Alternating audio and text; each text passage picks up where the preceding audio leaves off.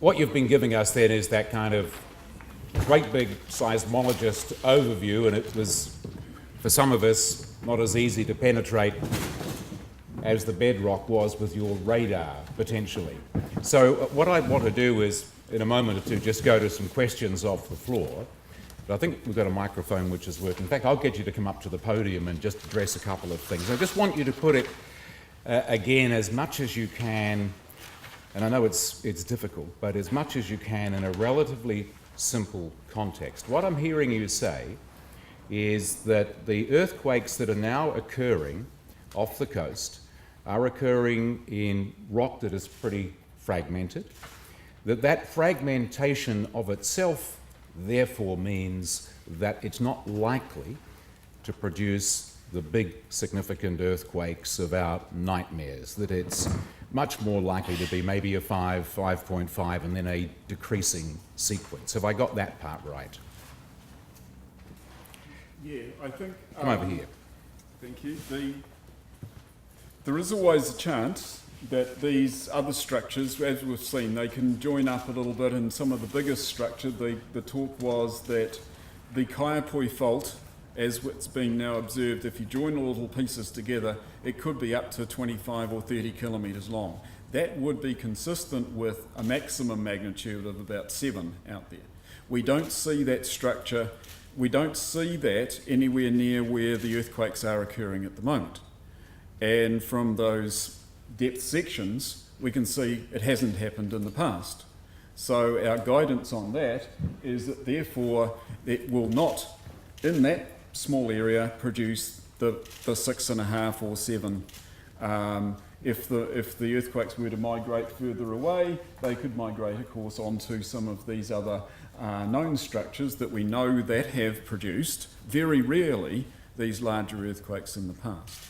But the expectation over the next little while in that area will be that we'll go into the same sort of decay sequence that we've seen post-February and post-June, is that there'll almost certainly still be a 5 out there, would be my guess.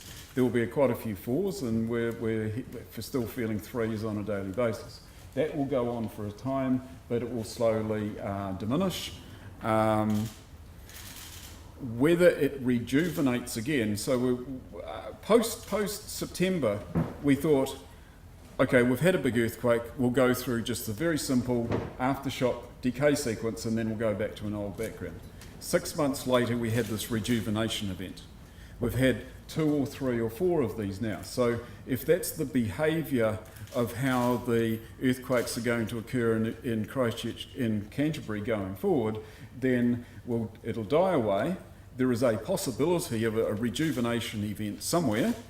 It won't re-rupture the fault lines that have already had their big earthquake. And so the feeling is that a lot of those have been very concentrated on the city, so further large earthquake activity is liable to be further away from the city because we've released a lot of the stress that's really proximal to the city. So when you talk about, you were saying earlier on, we just happen to be at the wrong time in history, I suppose, was your reference. Is that telling me that I'm in a sequence which continues to be on the wrong side of history for the next 10, 20, 30, 40 or 50 years? Can you give us a feeling for what we might be able to expect over the next decade or two, or is that just simply impossible?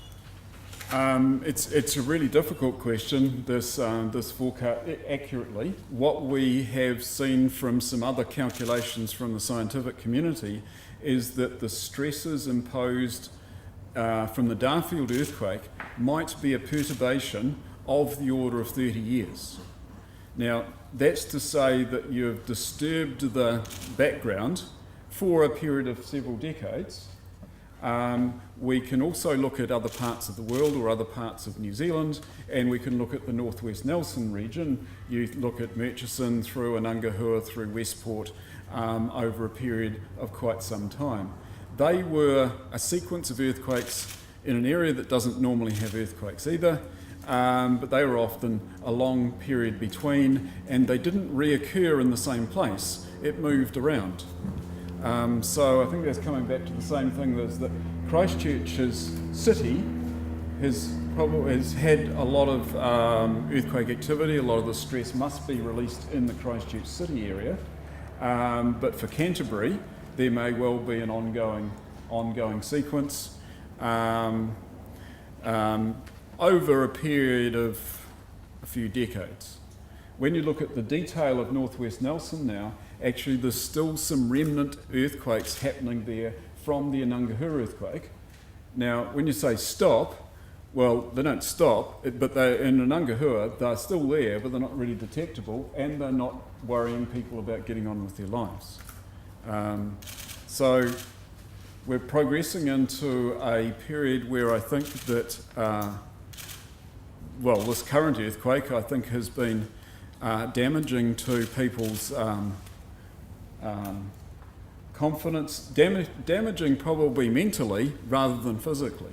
There's been relatively little physical damage in the city or in the region, but of course it occurred at the wrong time of the year, and I think these are very upsetting events rather than being dangerous or damaging events. Can you therefore give us a feeling for Christchurch compared to some of the other centres around New Zealand? I mean, what we've been experiencing here and the potential for future events, are we significantly now more liable to get these than other centres in New Zealand, or are we just at a higher level which is more equivalent to some of the places that have traditionally been seen as potential centres for more earthquake activity?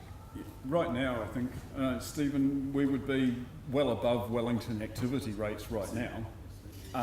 But say just a month or two ago, when we're getting back to quite a quiet time before Christmas, that's probably back to something that's quite akin to Wellington. But we do need to watch out for these rejuvenation events, which might go on for a while. But as we've seen through the geotechnical work and through the work of the Department of Building and Housing, future activity at a modest level further away from the city does not inhibit the reconstruction or the rebuilding or moving forward. Interestingly, I don't think these most recent events have been a significant insurance event. Nobody is too concerned about this most recent event from an insurance point of view. So finally, just from me before we go to everybody out here, the rejuvenation events, by rejuvenation event you mean an earthquake of what, around a 5.5 level, and so what does that mean, and do they actually continue to move out, or do rejuvenation events still have the potential to be occurring close into the city? I think at the 5 and 5.5 level, they're really hard to say that they could not occur in the city. I think that the 6 and larger events are more liable to be further away. The rejuvenation, there's one, I don't know whether it's worth pulling out, one of the diagrams, we can show that while we've been thinking here in Canterbury that we've had an awful lot of earthquakes, when we look at the statistics of those earthquakes, the early 2 weeks or so has been very, very productive, but actually they've tailed away quite quickly. And when we look at a global average of how a long-term aftershock sequence should occur, the productivity of the aftershocks has fallen behind until we've had these rejuvenation events. So we're working on some of these statistics at the moment.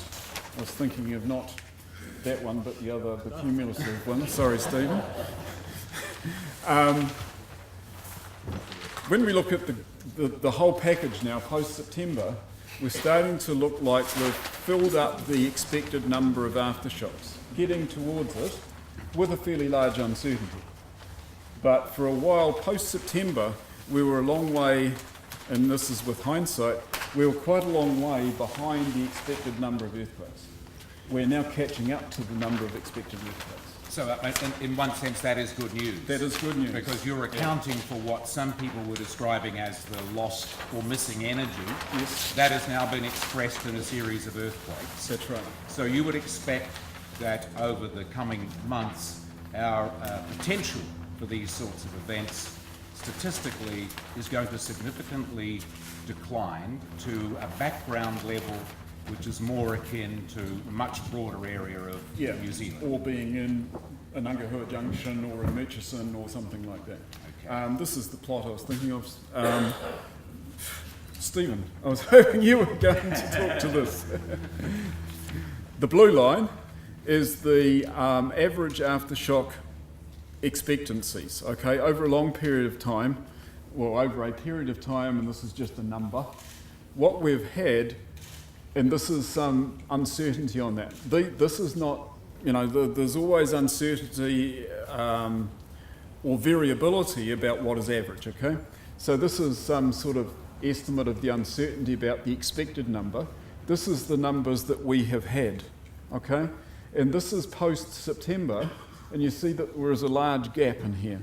But these are the rejuvenation events, and you can see that we're starting to plot those towards the expected number. And so, of course, we haven't been able to do that until we've had all of the earthquakes to actually analyse. So it's not until now have this sort of analysis been possible to get into, but you can see that our red line is converging on the expected number, and that's a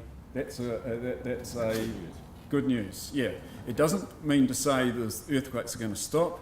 I think we'll produce some of the probability numbers again by the end of the month, and I think we can guarantee, sorry to say, guarantee that there will still be fives in the coming months. Now, where they're going to be, hopefully they're going to continue to be offshore, and they will be unfortunate when they occur at night and everybody's still got sleepless nights. That's terrible, but I don't think they'll be damaging if they stay out there in the offshore.